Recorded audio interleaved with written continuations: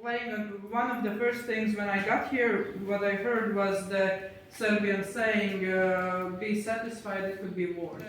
First I played with this, like I saw that sentence, like the previous sentence as also reflecting on a woman's place, kind of, like in a culture. Yeah, and through the works I like explored that, like I came to a conclusion that if no one else, what protects the woman in any situation is art and culture. If no one else is doing that, then you have art and culture forever that will like hold you dear.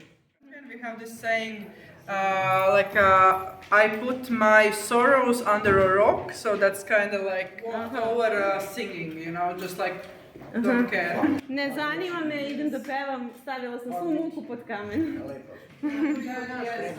Ima sličan, jeste. Ne znam tačno kako ide, ali... Ima sličan izraz. Budri brigu na veselje.